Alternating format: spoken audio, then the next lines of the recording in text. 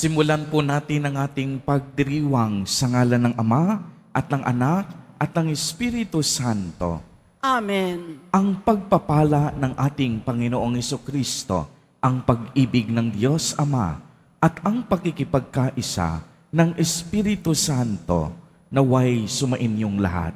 At sumayo rin. Mga minamahal kong mga kapatid kay Kristo, tayo po ngayon ay nasa 26 na linggo sa karaniwang panahon. Ang pagliligtas ni Jesus ay parang ulang bumubuhos sa lahat, mabuti man o masama, na walang itinatangi.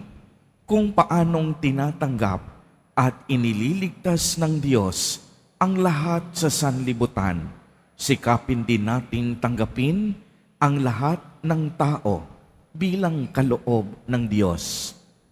Ipinagdiriwang po natin ngayon ang linggo ng mga migrante at pambansang araw ng mga manlalayag. Ingatan nawa sila ng Diyos sa tuwina at maparam ang kanilang kalungkutan at pangungulila sa pamilya.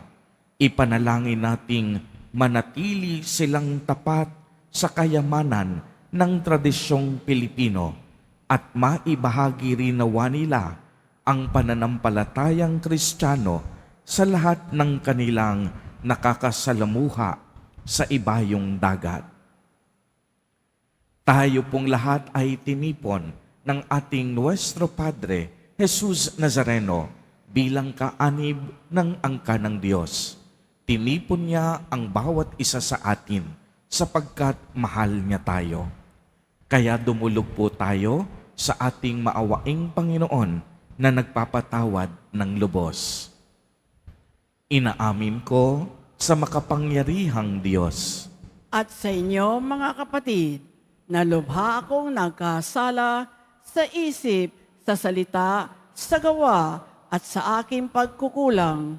Kaya isinasamo ko sa mahal na Birheng Maria, sa lahat ng mga anghel at mga banal, at sa inyo, mga kapatid, na ako'y ipanalangin sa Panginoong ating Diyos. Kaawaan tayo ng makapangyarihang Diyos.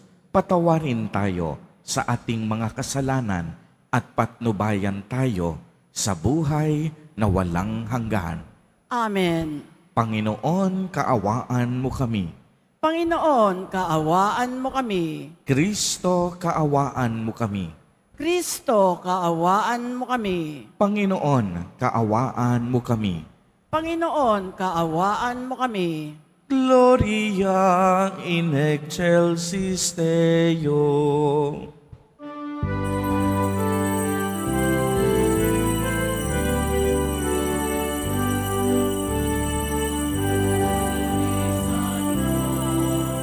Papuri sa Diyos, papuri sa Diyos sa kaligtasan. Sa lumay kakailangan, sa lumay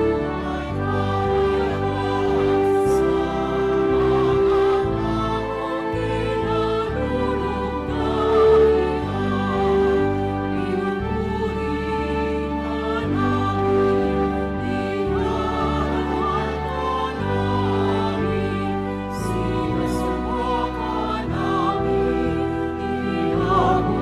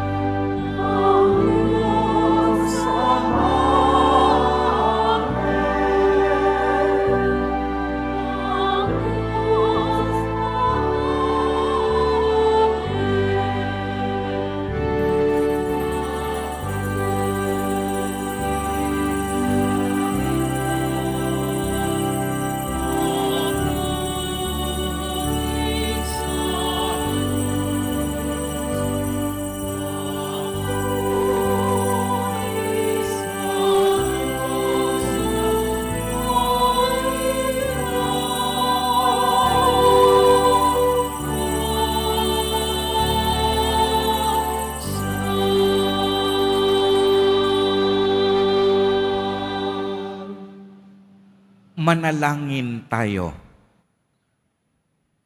Ama naming makapangyarihan, ang iyong pinakadakilang magagawa ay magpatawad at ang iyong laging ipinakikita ay pagkahabag.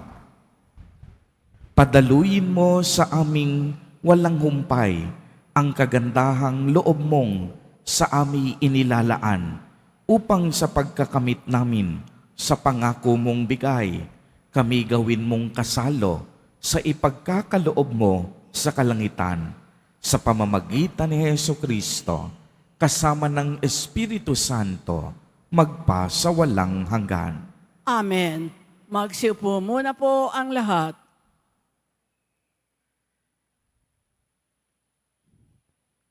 Pagbasa mula sa aklat ng mga bilang. Noong mga araw na iyon, ang Panginoon ay bumaba sa anyo ng ulap at kinausap nga si Moises. Ang 70 matatanda ay binahaginan niya ng Espiritu tulad ng ibinigay niya kay Moises. Sila'y napuspos ng kapangyarihan at nagpahayag noon, ngunit hindi na nila inulit. May naiwang 2 matandang lalaki sa kampamento. Eldad ang pangalan ng isa at yung isa'y Medad. Tinawag silang kasama ng 70, ngunit hindi sumama. Gayunman, binahaginan din sila ng Espiritu ng Panginoon, kaya sila'y nagpahayag na roon. Nakita pala sila ng isang binata at patakbo itong nagpunta kay Moises. Sinabi niya, sina Eldad at Medad ay nagpapahayag sa kampo. Dahil dito, sinabi ni Josue na anak ni Nun at katulong ni Moises, bakit di ninyo sila sawayin? Ngunit sinabi ni Moises, nangangamba ka bang ako'y mababawasan ng karangalan? Mas gusto ko ngang maging propeta ang lahat ng Israelita at mapuspos ng Espiritu ng Panginoon.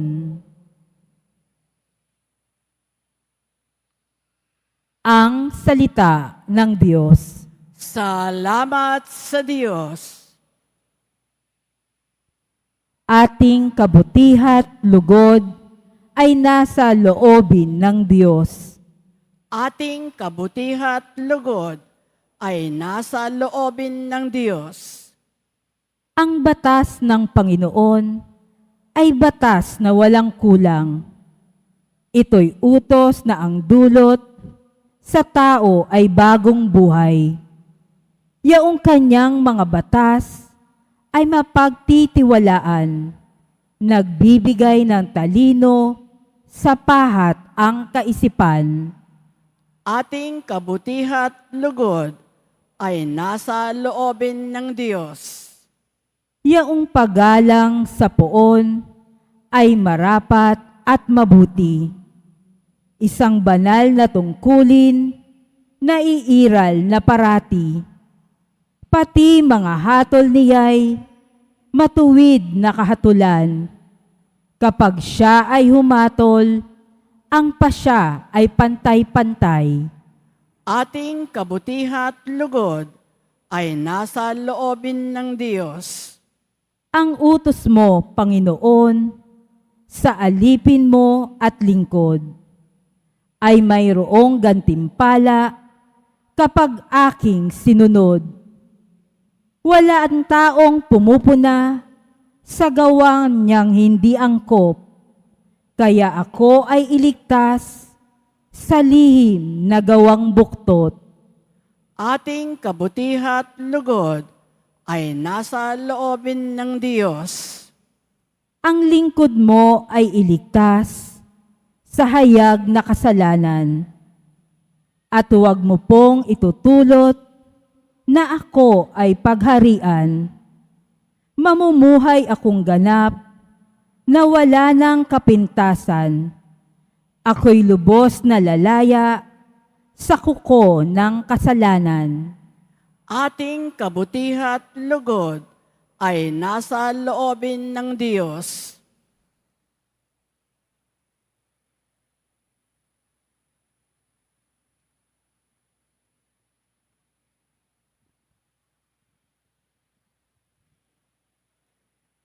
Pagbasa mula sa sulat ni Apostol Santiago. Pakinggan ninyo ito, kayong mayayaman. Tumangis kayo at humagulgol dahil sa mga kapighatiang darating sa inyo. Bulok na ang inyong mga kayamanan at kinain na ng tanga ang inyong mga damit. Kinain na ng kalawang ang inyong ginto at pilak. At ang kalawang ding iyon ang magiging katibayan laban sa inyo. At parang apoy na uubos sa inyong laman. Iyan ang kayamanang inimpok ninyo para sa mga huling araw. Sumisigaw laban sa inyo ang upa na hindi ninyo ibinigay sa mga gumapas sa inyong bukirin. Umabot sa langit, sa pandinig ng Panginoong makapangyarihan sa lahat, ang mga hinaing ng mga mang-aani na inyong inapi. Nagpakalayaw kayo at nagpasasa dito sa lupa. Nagpataba kayong parang mga hayop na papatayin. Hinatulan ninyo at ipinapatay ang mga matuwid. Hindi sila lumaban sa inyo. Ang salita ng Diyos. Salamat sa Diyos. Magsitayo na po ang lahat.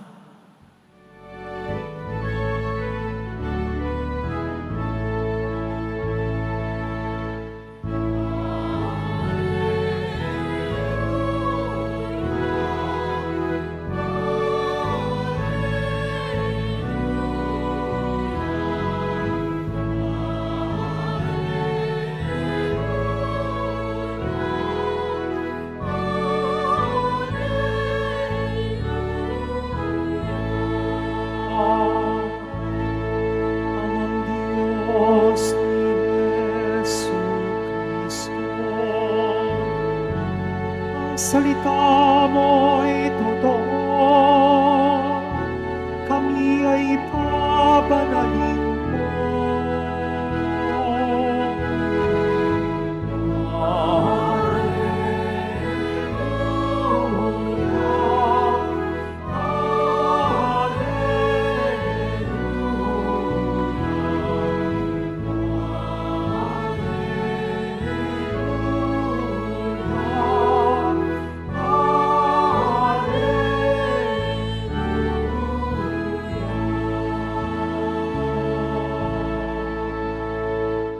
Sumainyo ang Panginoon. At sumayo rin, Ang mabuting balita ng Panginoon ayon kay San Marcos. papuri sa iyo, Panginoon. Noong panahong iyon, sinabi kay Jesus ni Juan, Guro, nakakita po kami ng isang taong nagpapalayas ng mga demonyo sa pamamagitan ng pangalan mo at pinagbawalan namin sapagkat hindi natin siya kasamahan. Ngunit sinabi ni Jesus, huwag ninyo siyang pagbawalan sapagkat walang taong matapos gumawa ng kababalaghan sa pangalan ko ang agad magsasalita ng masama laban sa akin sapagkat ang hindi laban sa atin ay panig sa atin. Sinasabi ko sa inyo, sino mang magbigay sa inyo ng isang basong tubig dahil sa kayo'y kay Kristo ay tiyak nagagantimpalaan.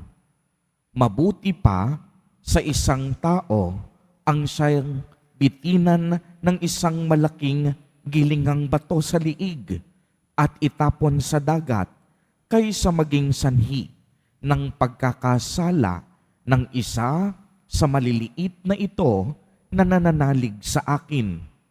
Kung ang kamay mo ang nagiging sanhi ng iyong pagkakasala, putulin mo.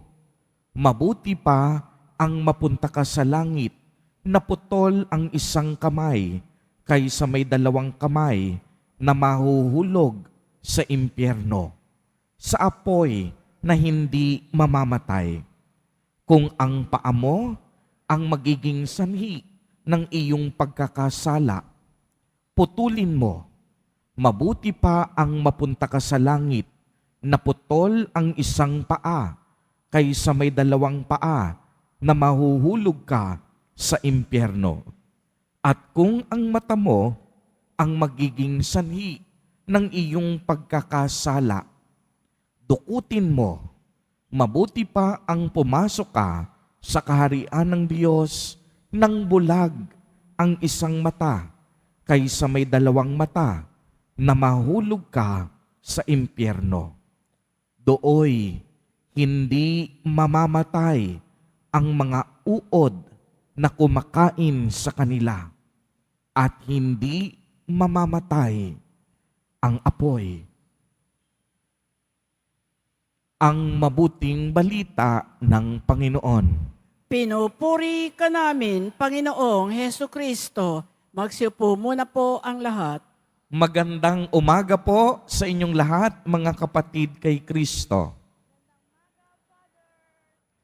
Sa lahat po ng ating mga taga-subaybay sa iba't ibang online platforms at sa lahat ng ating mga kadiboto sa iba't ibang panig ng Pilipinas at maging sa buong mundo kung saan tayo ay naaabot ngayon ng ating live streaming.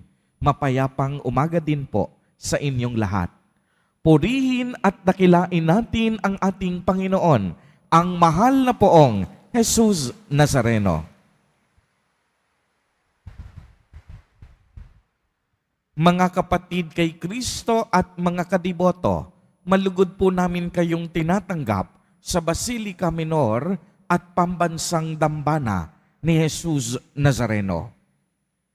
Ang mga pagbasa po natin sa araw na ito ay paalala sa atin kung paano dapat tayo mamuhay bilang masunuring lingkod ng ating Panginoon.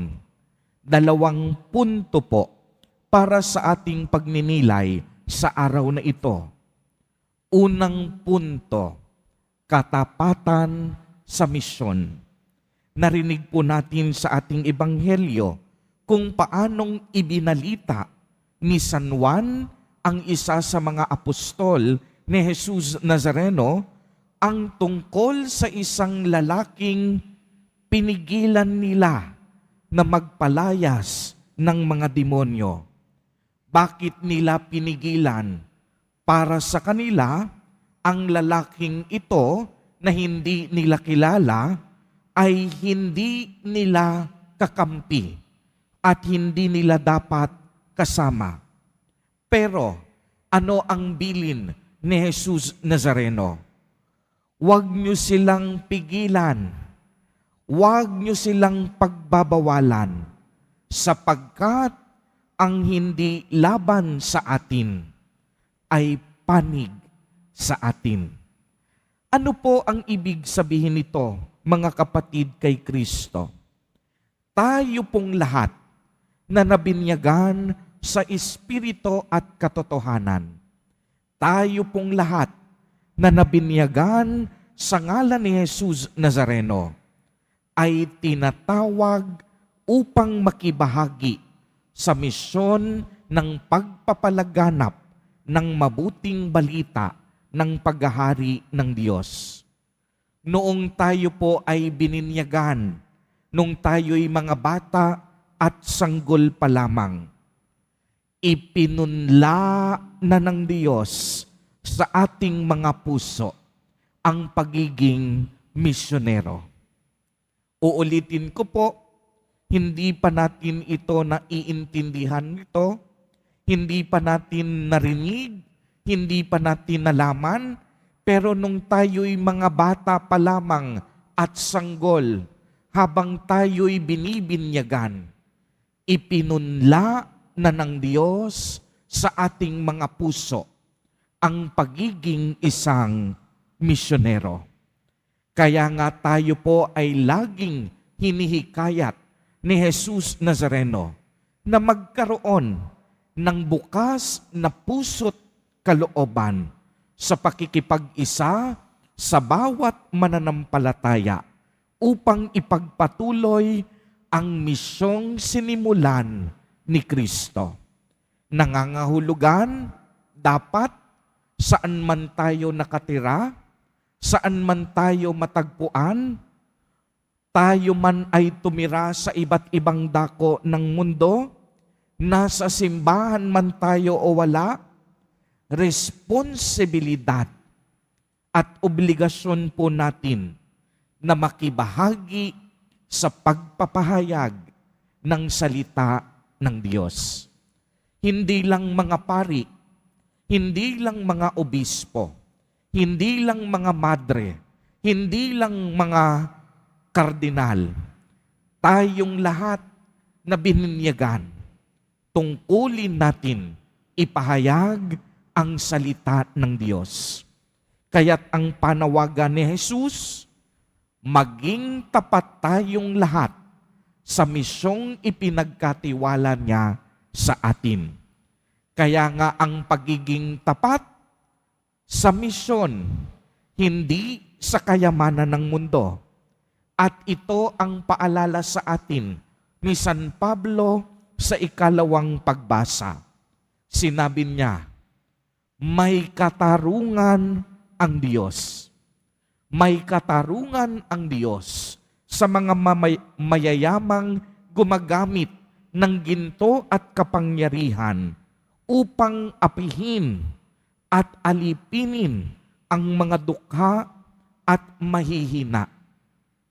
Dahil hindi ang makumundong kayamanan ang nais ni Jesus Nazareno. Ang nais niya, maging tapat tayo sa ating misyon at tungkulin.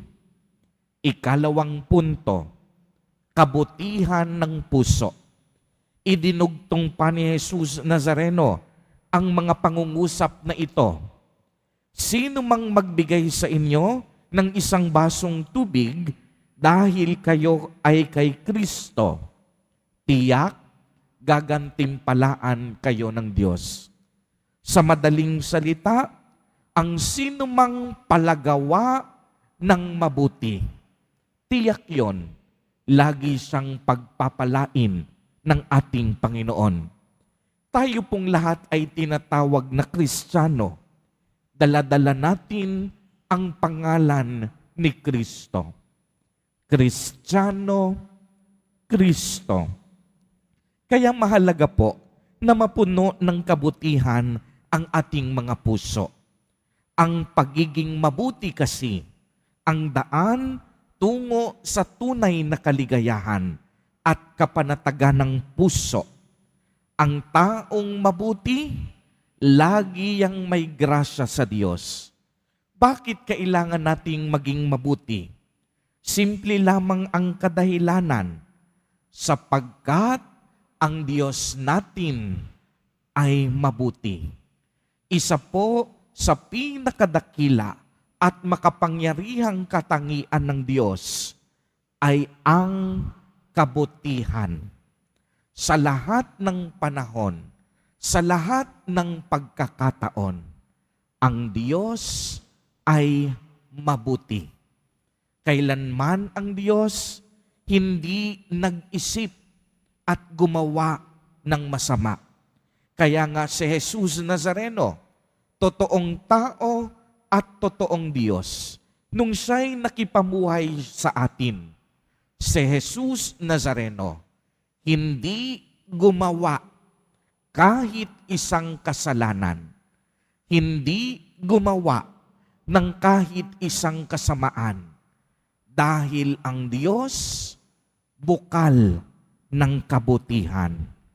Kaya nga ang huling bahagi ng ating ebanghelyo, ang dagdag na paalala ni Jesus Nazareno, huwag tayong maging dahilan ng pagkakasala ng ibang tao, lalong-lalo na sa mga taong nagsusumikap na mamuhay sa kabanalan.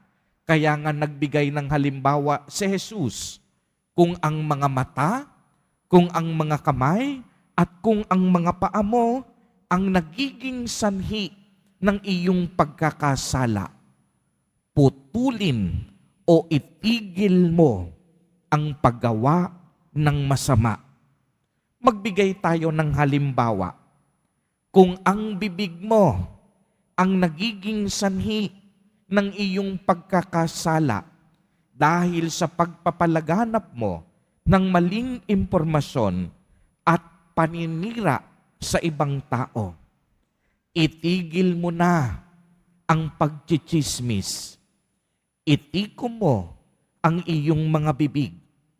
Kung ang mga mata mo naman ang nagiging sanhi ng iyong pagkakasala dahil sa mga babasahin at panooring hindi maganda, itigil na ng mata mo ang mga gawaing ito, sapagkat ang kabayaran ng kasalanan ay ang tinutukoy ni Jesus, ang lugar ng impyerno na kung saan ang apoy ay hindi namamatay.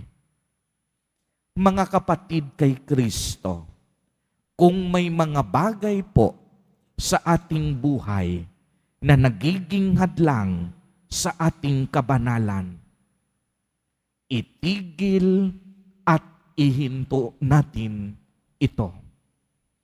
Humingi po tayo ng lakas mula sa Diyos na talikuran ang mga gawaing ito. Mas piliin po natin ang kaharian ng Diyos kaysa mabuhay at maging alipin tayo ng kasalanan at kasamaan. Dalawang mahalagang bagay upang tayo'y magtagumpay. Una, katapatan sa ating misyon at tungkulin. Ikalawa, kabutihan ng ating puso. Amen. Purihin at dakilain natin ang ating Panginoon, ang mahal na poong Jesus Nazareno. Tumayo po ang lahat at ipahayag natin ang ating pananampalataya. Sumasampalataya ako Sa Diyos, amang makapangyarihan sa lahat, na may gawa ng langit at lupa, sumasampalataya ako kay Hesukristo, iisang anak ng Diyos, Panginoon nating lahat. Nagkatawang tao siya, lalang ng Espiritu Santo, ipinanganak ni Santa Mariang Birhen, pinagpakasakit ni Poncio Pilato, ipinako sa krus, namatay inilibing, nanaog sa kinaroroonan ng mga yumao, nang may ikatlong araw na buhay na maguli, umakyat sa langit, na luluklok sa kanan ng Diyos amang makapangyarihan sa lahat, doon magmumulang paririto at huhukom sa nangabubuhay at nangamatay na tao. Sumasampalataya naman ako sa Diyos Espiritu Santo, sa banal na simbahang katolika, sa kasamahan ng mga banal, sa kapatawaran ng mga kasalanan, sa pagkabuhay na muli ng nangamatay na tao, at sa buhay na walang hanggan. Amen. Mga minamahal kong mga kapatid, taglay ang pagtitiwala, lumapit tayo sa mapagpala nating Ama upang matamo natin ang grasya tungo sa paglago sa buhay at pananampalataya. Ipanalangin din natin ang lahat ng ating mga kababayang migrante at manlalayag 10 ng kanilang mga pamilya. Sa bawat panalangin at kahilingan, ang atin pong itutugon. Panginoon, dinggin mo ang aming panalangin. Panginoon, dinggin mo ang aming panalangin. Patuloy nawang gabayan ng Espiritu Santo ang mga pinuno ng simbahan at ang Pontifical Council for the Apostleship of the See sa kanilang pagkalinga at pagbibigay suporta sa mga manlalayag. Manalangin tayo. Panginoon, dinggin mo ang aming panalangin. Pangalagaan nawa ng pamahalaan ang interes ng manggagawa at iba pang sektor ng lipunan nang walang pagkiling sa pamumulitika. Manalangin tayo. Panginoon, dinggin mo ang aming panalangin. Makakita nawa ng pag-asa ang mga may sakit, mga nangungulila, at mga biktima ng karahasan sa tulong ng pamayanan at pamahalaan. Manalangin tayo. Panginoon, dinggin mo ang aming panalangin. Hiluminawa ng Panginoon sa lalong madaling panahon ang mga kapatid naming may malubhang karamdaman. Makatagpo nawa sila ng pag-asa sa mga taong kumakalinga sa kanila. Manalangin tayo. Panginoon, dinggin mo ang aming panalangin. Sa binyag, minarapat mong kami ay maging mga anak mo. Patuloyin mo nawa sa iyong kaharian ang mga kapatid naming yumao. Manalangin tayo. Panginoon, dinggin mo ang aming panalangin. Sa ilang sandali ng katahimikan, itaas natin sa Diyos ang ating pansariling kahilingan, gayon din ang mga taong lubos na nangangailangan ng ating panalangin.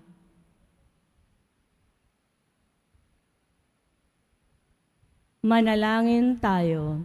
Panginoon, dinggin mo ang aming panalangin. Isama po natin sa ating mga panalangin sa mga sandaling ito ang mga kapatid at kadiboto natin na nagdiriwang ng kanilang kaarawan. Gayon din ang mga mag-asawang nagdiriwang ng anibersaryo ng kanilang mga kasal. Ang mga kaibigan at kamag-anak natin na may sakit at may malubhang karamdaman. Gayon din ang mga pamilyang nagugutom at walang makain. Naway ingatan, patnubayan, at basbasan silang lagi ni Jesus Nazareno. Manalangin tayo. Panginoon, dinggin mo ang aming panalangin. Mapagmahal naming Diyos, dinggin mo po ang pagsusumamo ng iyong bayan. Tulungan mo kaming magdamayan sa pamamagitan ng pagbabahaginan upang maging ganap sa amin ang pag-ibig mo at ni Jesucristong anak mo at aming Panginoon. Amen. Magsiupo muna po ang lahat.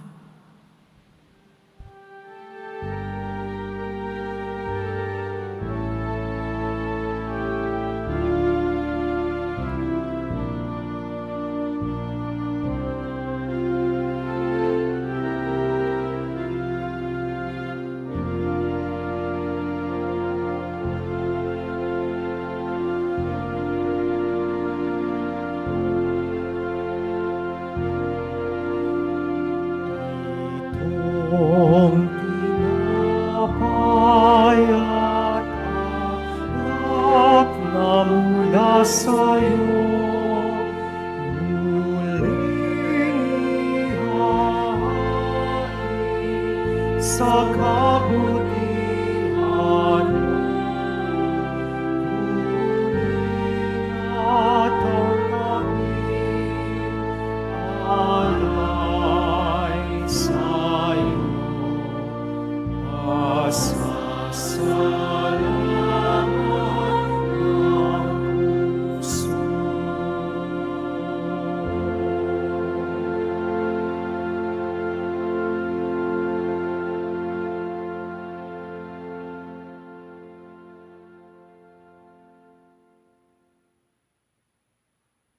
Magsitayo na po ang lahat.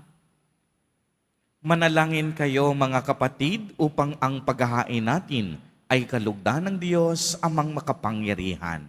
Tanggapin nawa ng Panginoon itong paghahain sa iyong mga kamay sa kapurihan niya at karangalan sa ating kapakinabangan at sa buong sambayanan niyang banal.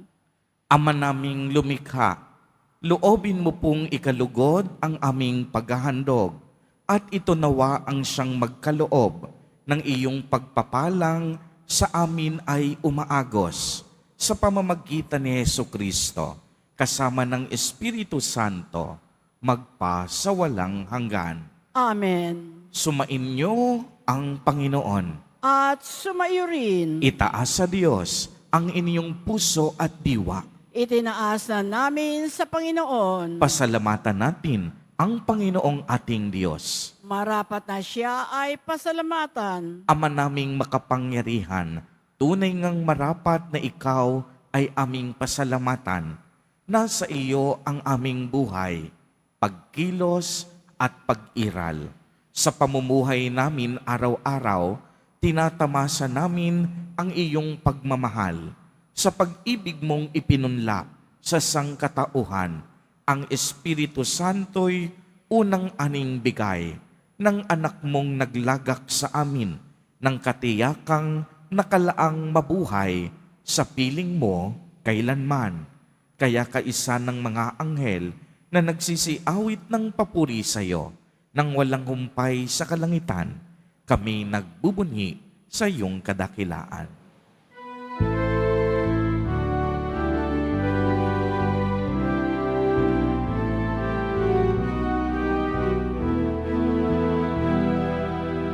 Santo, Santo, Santo,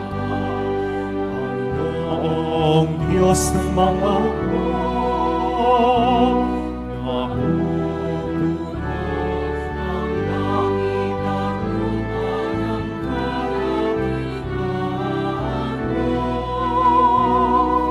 Hosanna, Hosanna, Hosanna sa kaitaasan. Hosanna, Hosanna, Hosanna sa kaitaasan. Pinagpala ang naparirito sa ngalan ng Panginoon. Hosanna, Hosanna, Hosanna sa kaitaasan. Hosanna, Hosanna, Hosanna sa kaitaasan.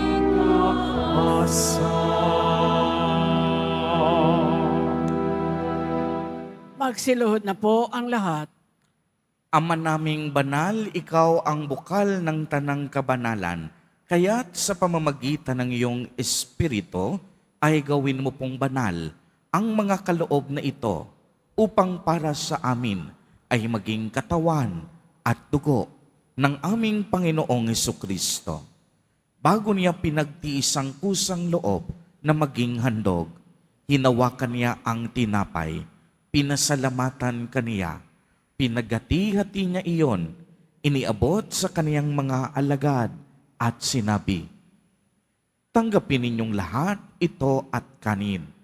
Ito ang aking katawan na ihahandog para sa inyo."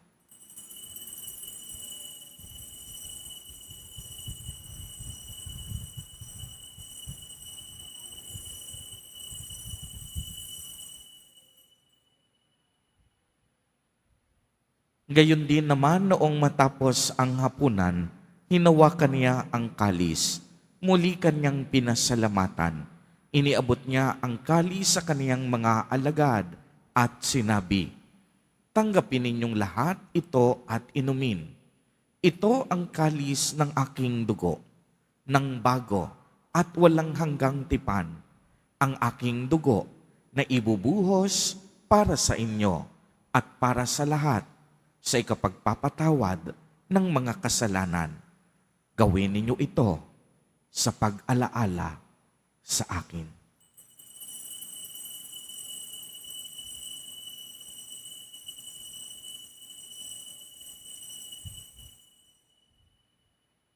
Magsitayo na po ang lahat. Ang misteryo ng pananampalataya. Si Kristo'y namatay, si Kristo'y nabuhay, si Kristo'y babalik sa wakas ng panahon. Ama, ginagawa po namin ngayon ang pag-alaala sa pagkamatay at muling pagkabuhay ng iyong anak. Kaya't iniaalay namin sa iyo ang tinapay na nagbibigay buhay at ang kalis na nagkakaloob ng kaligtasan. Kami po'y nagpapasalamat dahil kami iyong minarapat na tumayo sa harap mo para maglingkod sa iyo. Isinasamo namin na kaming magsasalo-salo sa katawan at dugo ni Kristo ay mabuklod sa pagkakaisa sa pamamagitan ng Espiritu Santo. Ama, lingapin mo po ang iyong simbahang laganap sa buong daigdig. Puspusin mo kami sa pag-ibig kay isa ni Francisco na aming Santo Papa at ni Jose na aming Obispo at ng Tanang Kaparian. Alalahanin mo rin ang mga kapatid naming nahimlay nang may pag-asang sila'y muling mabubuhay. Gayon din ang lahat ng mga pumanaw. Kaawaan mo po sila at patuloyin sa iyong kaliwanagan. Kaawaan mo at pagindapatin kaming lahat na makasalo sa iyong buhay na walang wakas, kay isa ng mahal na Birheng Maria na ina ng Diyos, ng kabiyak ng puso niyang si San Jose, kay isa ng mga apostol ni San Juan Bautista, San Lorenzo Ruiz de Manila, at San Pedro Calungsod, at ng lahat ng mga banal na namuhay dito sa daigdig ng kalugod-lugod sa iyo, maipagdiwang nawa namin ang pagpupuri sa ikararangal mo sa pamamagitan ng iyong anak na aming Panginoong Heso Kristo. Sa pamamagitan ni Kristo, kasama niya at sa Kaniya, ang lahat ng parangal at papuri ay sa iyo, Diyos amang makapangyarihan, kasama ng Espiritu Santo, magpa sa walang hanggan. Amen. Amen.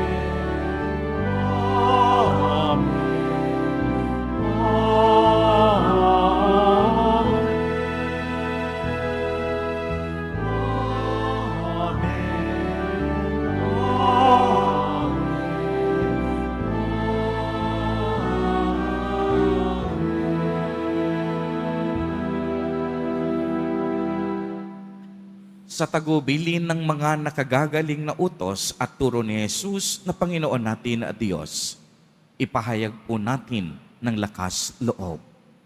Ama namin, sumasalangit ka. Sambahin ang ngalan mo, mapasa amin ang kaharian mo, sundin ang loob mo dito sa lupa para ng sa langit. Bigyan mo kami ngayon ng aming kakanin sa araw-araw at patawarin mo kami sa aming mga sala para ng pagpapatawad namin sa nagkakasala sa amin at huwag mo kaming ipahintulot sa tukso at iadya mo kami sa lahat ng masama. Hinihiling po namin na kami iadya sa lahat ng masama, pagkalooban ng kapayapaan araw-araw, iligtas sa kasalanan, at ilayo sa lahat ng kapahamakan, samantalang aming pinananabikan ang dakilang araw ng pagpapahayag ng tagapagligtas naming si Heso Kristo. Sapagkat iyo ang kaharian at ang kapangyarihan at ang kapurihan magpakailanman. Amen. Panginoong Heso Kristo, sinabi mo sa iyong mga apostol, kapayapaan ang iniiwan ko sa inyo. Ang aking kapayapaan ang ibinibigay ko sa inyo. Tungayan mo ang aming pananampalataya at huwag ang aming mga pagkakasala. Pagkalooban mo po kami ng kapayapaan at pagkakaisa ayon sa iyong kalooban, kasama ng Espiritu Santo, magpa sa walang hanggan. Amen. Ang kapayapaan ng Panginoon ay laging sumainyo. At sumayo rin. Magbigayan po tayo ng kapayapaan sa isa't isa.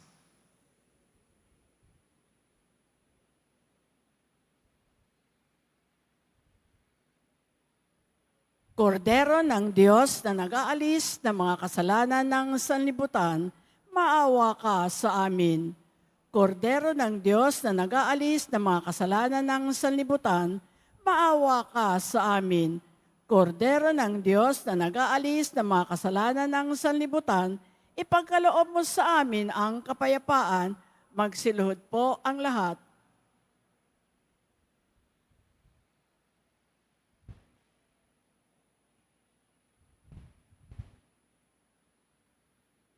Ito ang kordero ng Diyos.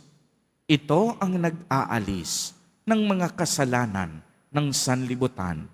Mapalad ang mga inaanyayahan sa kaniyang piging.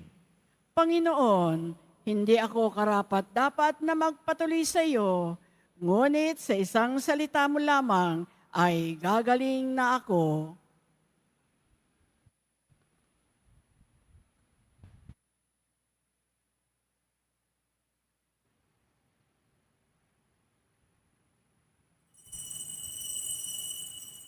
Para sa lahat ng tatanggap ng banal na komunyon, sasagot po tayo ng amen pagkasabi ng pari o ng lay minister ng katawan ni Kristo at isubo agad sa bibig bago umalis sa harapan ng pari o lay minister. Sumunod po tayo.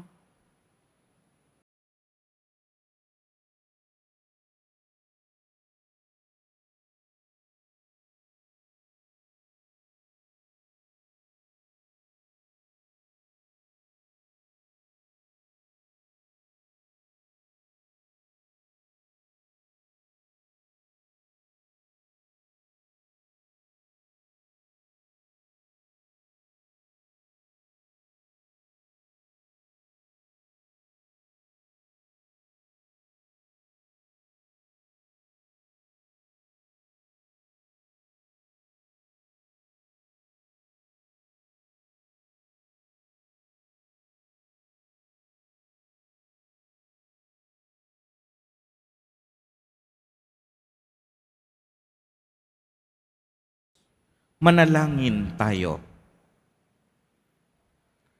Ama naming mapagmahal, ang aming banal na pakikinabang ay magdulot nawa ng kagalingan sa aming katauhan upang kami makatambal sa kaluwalhatian ng aming nilalahukan sa tiniis na kamatayan na amin ngayong ipinahayag sa ginaganap na pagdiriwang sa pamamagitan ni Hesu Kristo, kasama ng Espiritu Santo, magpa sa walang hanggan. Amen. Sumainyo ang Panginoon. At sumayo rin. Pagbabasbas. Mahal na poong Jesus Nazareno, inihayag mo sa pamamagitan ng krus ang walang maliw na pag-ibig ng Diyos sa sangkatauhan. Pakinggan mo ang kahilingan ng iyong angkan na nagsusumamo sa iyo. Makamtanawa nila ang iyong katugunan at tanggapin ang kasagutan na may utang na loob na tinatanaw. Basbasan din po ninyo ang mga daladala nilang mga imahen at dasalan. Sa pamamagitan ng bendisyon na ito, naway maalala nila ang mga pangako nila noon sa binyag na ikaw ay kanilang iibigin at paglilingkuran bilang Panginoon magpa sa walang hanggan. Amen. At pagpalain po kayong lahat at ng inyong buong pamilya ng makapangyarihang Diyos, Ama, Anak, at Espiritu Santo. Amen. Humayo kayong taglay ang pag-ibig at kapayapaan ng poong Jesus Nazareno. Salamat sa Diyos.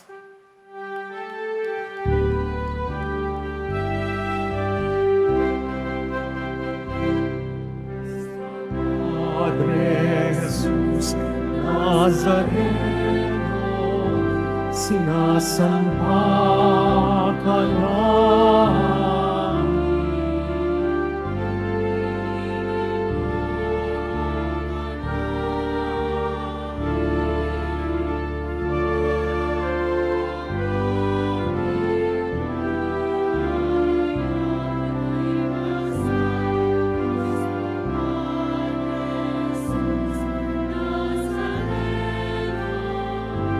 Iligtas mo kami sa kasalanan.